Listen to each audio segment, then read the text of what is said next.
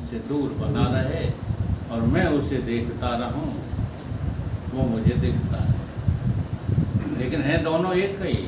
जो भक्त है भाई, भक्त कौन? जो कि दर्पण में आ चुका है, दर्पण में आभासित होने लगा है, वो भक्त है। और जो निराभासित है वो उसका जो है भगवान। दोनों एक ही है कि अलग अलग? अभी भी नहीं समझ में आ रही बात। दर्पण में जो आभास दिखता है और ये 3.5 हाथ का, ये दो हैं कि एक ही है? एक ही है कि नहीं? है ना? अब वो जो है जान चुका है, कौन? आभास, कि मैं आभास नहीं हूँ। मैं कौन हूँ? जिसका आभास हूँ वो मैं हूँ, सो हम। वो तो हो गया ज्ञानी। और जिसको आभास को अभी पता नहीं है, लेकिन वो उसे अच्छा लग रहा है, कौन?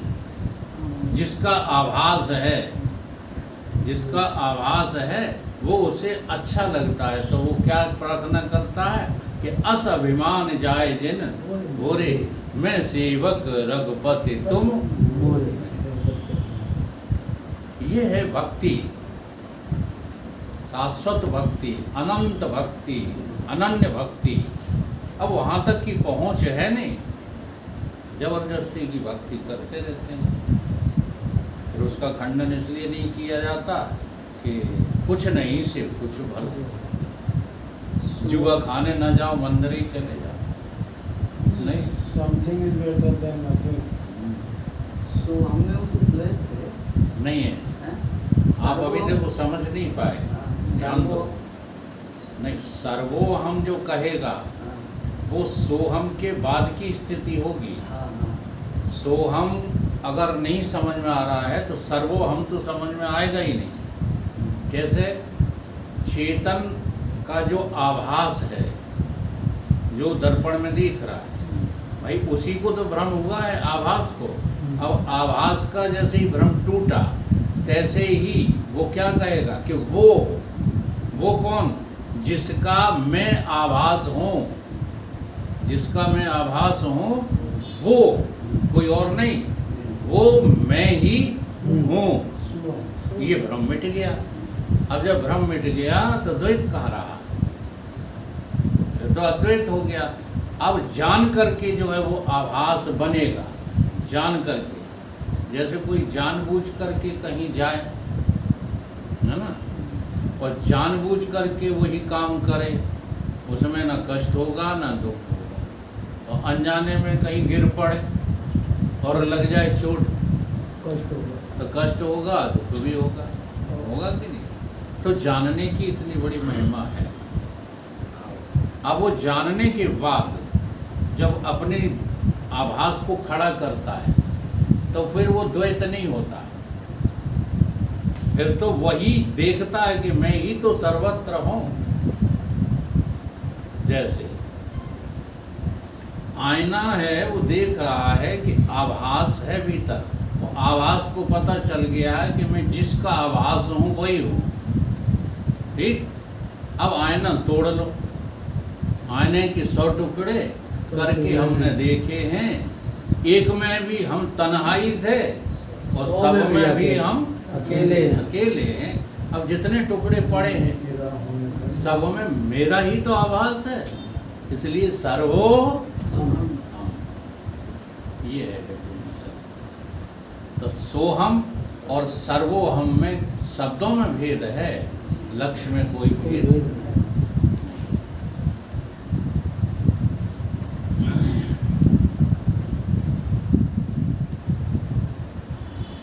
इसका अभिप्राय क्या है संपूर्ण शास्त्र में?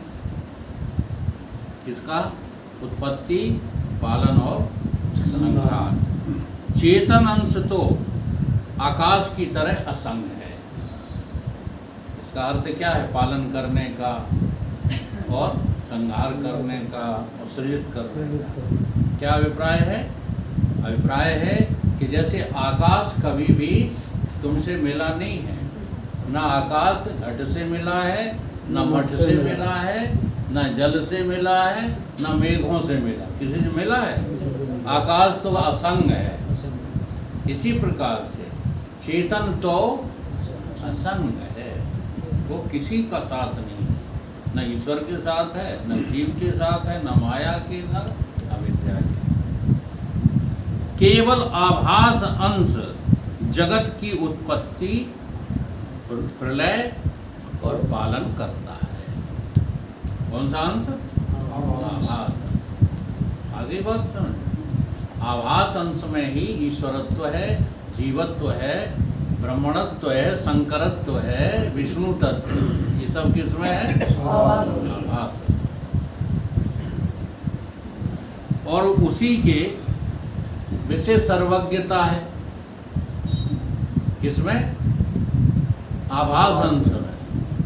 जो कहता ना सर्वोहम, वो आभास कहता है, ब्रह्म थोड़ी कहेगा सर्वोहम। कह लेगा ब्रह्म? इसी बात को न समझ करके कृपालु जी जैसे विद्वान ब्रह्म की खिल्लियां उड़ाते हैं। जानते अपने प्रवचन में वो क्या कहा करते थे? वो कहा करते थे, अब तो शरीर छूट गया उनका, कि ये ब्रह्मवादी लोग जो हैं जड़ होते हैं, जड़। क्यों? ब्रह्म कुछ करता धरता है ही नहीं, किसी मतलब का है ही नहीं, बेचारा ब्रह्म। बेचारा। ठीक है, तो ये परिभाषा कौन लोग लेते हैं? जो चेतन के विषय में कुछ समझते नहीं है, वो ऐसी परिभाषा लेते हैं। जड़ कैसे हो सकता है चेतन? जिसकी जो है केवल उपस्थिति मात्र से सारी जड़ वस्तुएं जो है फुरफुरा के खड़ी हो गई हैं, वो जड़ कैसे हो सकता है?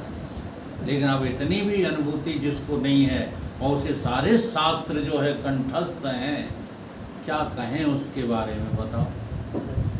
अब कहे देते हैं तो दुनिया में, इसलिए कबीर कहते हैं सांच कहूँ तो मारन भावे और झूठी जग पतिया। झूठी झूठी बातन में देखो कितनी भीड़ लगी हुई है। सांच कहो तो वो 2 कौड़ी का आदमी, मुझे कहना पड़ता, क्या करें, सारी दुनिया की भीड़ इकट्ठी किए फिर रहा है। कौन? बागेश्वर। एक ऐसे हैं जाने कितने लोग बाकी बहुत ज्यादा है, है कहीं का भाई शायद है कि बात ना। थोड़ी सी कलाकारी सीख लो, तुम भी बागेश्वर बन जाते। हाँ, उन कलाओं का तुमने सदुपयोग नहीं किया, इसलिए तुम प्रसिद्ध नहीं हो पाए। तुमने देखो, काम तो एक ही होगा, ब्रह्म ज्ञान के लिए सबका त्याग करना पड़ता है, योग का भी त्याग करना पड़ता है। नहीं तो अपनी योग पुरुष जी जैसे योगी रामदेव बाबा भी नहीं है, ये हमें पता है। लेकिन अपने महाराज जी ने योग पर जो है ज़्यादा ध्यान नहीं दिया, उपासना पर ज़्यादा ध्यान नहीं दिया, सीधे ध्यान दिया उन्होंने किस पर? ब्रह्मबोध पर। और ब्रह्मबोध हुआ तो सारी चीज़ें छूट गई, सब उनकी अपनी है। रामदेव बाबा अपने हैं, ठीक है। कोई पूजा कर रहा है वो भी अपना है, कोई कर्म कर रहा है वो भी अपना है। अब काहू से न दोस्ती न काहू सौंपे। ऐसा ज्ञानी का जो है, ज्ञानी की मस्ती हो जाती है। लेकिन लोग अभिमान लेकर एक जगह टिक जाते हैं, उसका सदुपयोग करके दुनिया में प्रसिद्ध हो जाते हैं। दुनिया में प्रसिद्धि यदि लेना है तो अध्यात्म के किसी एक हिस्से को पकड़ लो और उसमें पारंगत हो जाओ। इन्होंने खूब साधुओं की संगत की है, खूब घूमे फिरे हैं, इनसे पूछो भाई साहब से, ढोंक जाता है दुनिया में। हमने ऐसे ऐसे साधु देखे, अपने संपर्क में आए हमारे में। प्रमोद जी ने कहा पेड़ा खाना है, वहाँ ऐसे करी, हरिओम तत्सत, पेड़ा आ गए। एकदम तुम में ऐसे लाने हैं, आए नहीं जाते, खाए हैं हम दोनों लोगों ने, प्रमोद जी ने और हमने खाए वो पेड़े। वो मित्र थे बाबा हमारे, अब पता नहीं शरीर उनका है कि नहीं, ग्वालियर रहते हैं, सिद्धपुरा के हैं। तो ऐसे जो है, अब वही जादूगरी वो बाबा यदि जो पैसा कमाने में लगा देते तो आज वो भी बागेश्वर की जगह होते। लेकिन उन्हें तो पता था कि ये धोखाधड़ी है, ठीक है। और ऐसी धोखाधड़ी करने के लिए हम बाबा नहीं हुए। डर लगता है अंदर से लोगों को, और जिनको डर लगता है वो आगे बढ़ जाते हैं, वो जो निडर हो जाते हैं वो यहीं नर्क बना देते हैं। चाहे सारी दुनिया एक होकर कहे कि बागेश्वर महान है, मैं कह रहा हूँ नर्क कुंड में जाने की तैयारी है उसकी, बाकी कुछ नहीं।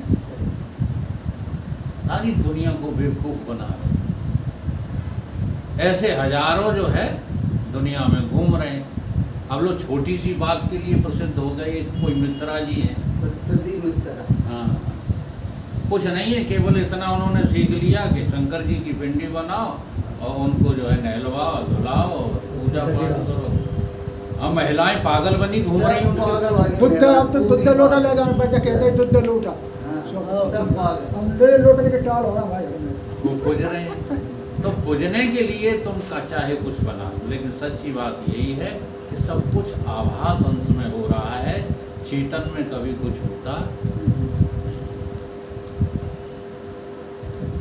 और जो कुछ ऐश्वर्य है सो केवल आभास में है। चेतन अंश एक रस है, वो अंश और अंशी भाव में चेतन नहीं। इसलिए सत्ता स्फूर्ति देने बिना और कोई भी चेतन का कार्य नहीं है। अब थोड़ा यहाँ लक्ष्य से देखना पड़ेगा। जब ये कहा जाता है कि चेतन ही सब कुछ स्फुरना देता है, एक तो चौपाई भी दोहा लिखा है गोस्वामी जी ने, जग भारत पालत रुख पाए कृपा निधान। अब ये जो रुख है इसका क्या अर्थ है? चेतन कोई चीज देता नहीं है कि ऐसे दे दी माया को के लिए ले जाओ तुम जगत बनाओ, ऐसा नहीं है। इसका बहुत सटीक उदाहरण है कि विद्युत केवल प्रेजेंट रहती है, करंट नहीं। विद्युत करंट में तो आना जाना। हाँ, विद्युत केवल प्रेजेंट रहती है, और विद्युत के प्रेजेंट रहने से ही सारी दुनिया जो है जगमगा रही है ना। उसकी प्रेजेंसी के बिना बताओ करंट क्या है? यद्यपि लट्टू को करंट जो है जलाता है, पंखे को करंट चलाता है, विद्युत नहीं चलाती, लेकिन विद्युत प्रेजेंट तो रहती है।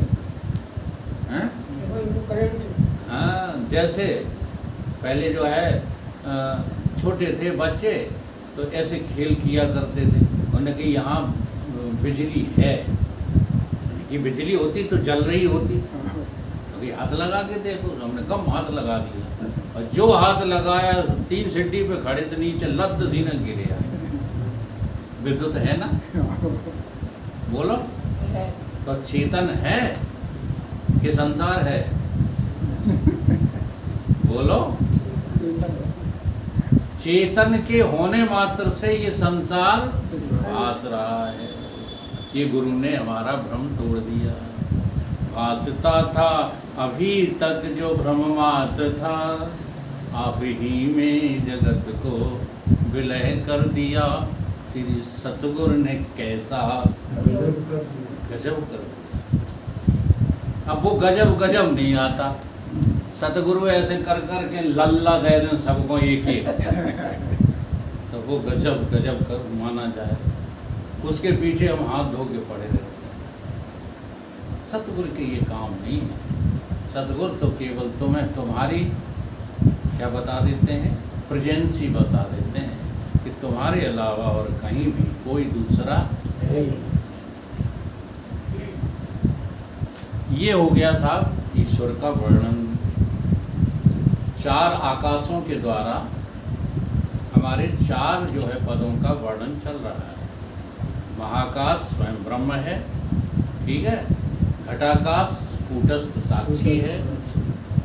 जलाकाश जीव को कहते हैं, और मेघाकाश ईश्वर को कहते हैं। तो ये मेघाकाश के द्वारा ईश्वर का वर्णन।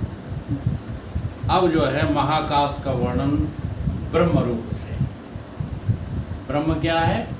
जैसे कि महाकाश, महाकाश कभी विभाजित नहीं होता, ऐसे ब्रह्म कभी विभाजित नहीं होता। अंतर बाहर एक रस जो चेतन भरपूर विभु नभ सम सो ब्रह्म है, नहीं नियरे नहीं दूर। ब्रह्मांड के अंतर किए, ब्रह्मांड के अंतर कहिए भीतर और बाहर जो महाकाश की तरह भरपूर चेतन है उसको ब्रह्म कहते हैं। आकाश यहाँ है कि नहीं है? हैं? यहाँ है आकाश के नहीं? अच्छा, आकाश अपने में है कि नहीं है? जरा देखो, जितना भी फूल भाग है शरीर में वो सब आकाश ही तो है। तब भीतर आकाश, बाहर आकाश, अगल में आकाश, बगल में आकाश ही आकाश है। इसका क्या अर्थ है कि आकाश ही परिपूर्ण है। आकाश में जो अपन घूम रहे हैं ये सब रहेंगे नहीं, आकाश फिर भी ये तो है दृष्टांत। ऐसे ही शुद्ध जो चेतन है ब्रह्म, ठीक है, उसी में ये सारे ब्रह्मांड जो है घूम रहे हैं, उसी में। तुम्हारी कहता आश्चर्यजनक बात है, और ये आश्चर्यजनक बात पता तुम्हें लग जाए ज्यों की त्यों, बता दो तुम्हें कौन सा कष्ट परेशान करेगा, कौन सा दुख परेशान करेगा। कौन परेशान करेगा? सूर्य तारों में तुम ही चमक रहे हो, बिजलियां तुम ही दमका रहे हो। अभी इनके भैया कैसे मर गए? दमकाए को रहो तो बिजली, ईश्वर नहीं तुम ही, तुम्हारे से ये सूर्य चांद तारे चमक रहे। चलो उदाहरण से तो समझने की कोशिश किया करो। चंद्रमा में जो प्रकाश है, चांदनी, ये किसकी है?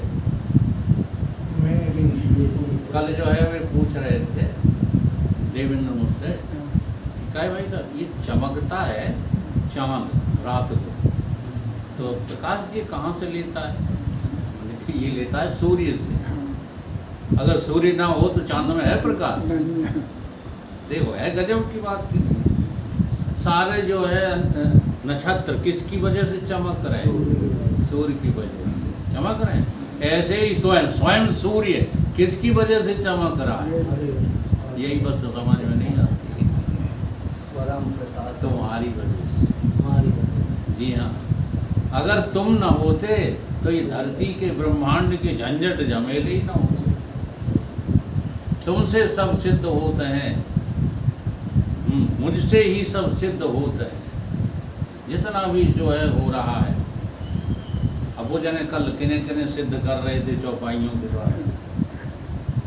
बस विद्वानों की यही बातें जब जचती नहीं है तो कुछ कहने को जी चाहता है। वैसे हमें ये वो नहीं कि हम इन्हें बोध करा देंगे, इतनी हम में दम कहाँ है। जो खूंटा गाड़े हुए है उसका खूंटा हम उखरवा लें। हाँ, पंचन्य उखरवा नहीं उखरवाए भी, लेकिन दिल करता है कि इन्हें कुछ सही बात बताओ, शायद समझ में आ जाए। कोई समझना ही नहीं चाहता। अनुभव होता है तुमको कि सूर्य तुम्ही से चमक रहा है? यमराज तुम्हारे दास हैं, ये समझ लगता है। जब तक ऐसा लगने लगे, न लगने लगे, तब तक ब्रह्मज्ञानी मत समझना अपने को, नहीं बहुत बड़ी गफलत में फंस जाओ। ये सब जो है ब्रह्म ही है। सो ब्रह्म कहीं नियरे या दूर नहीं। ये दूर क्यों लगता है, ये पास क्यों लगता है? ये सब वृत्त्यात्मक चेतन है। जैसा कि श्रुति में है ना, तदे जित तन्ने जित तद दूरे तदवंतके। पास में लगता है वृत्ति की वजह से। जब वृत्ति तुम्हारी कैसी होती है? स्थिर होती है, तब आनंद ही आनंद है, काहे रूबे मनुआ। और जब वृत्ति तुम्हारी चलायमान होती है तो वही वृत्ति बड़ी दूर लगती है, पास नहीं लगती। तो वृत्त्यात्मक चेतन कैसा है? नियरे और दूर। लेकिन जो नैवृत्तिक चेतन है, वृत्ति रहित चेतन है ब्रह्म, वो न नियरे न दूर। वो तो आप ही आप हो, आपके अलावा और कौन है। वृत्ति धर्म छोड़ दे, स्वरूप माए मौन। प्रवृत्ति निवृत्ति में प्रकाश देखने का है। और कहते विज्ञानानंद धूर्त, अब धूर्त सुन, सर्व नहीं आती पंचभूत बना बैठा है। बड़े बड़े अवधूतों से हम मिलने गए, जब उनका जो है व्यवहार देखा तो बिल्कुल जो है एक साधारण आदमी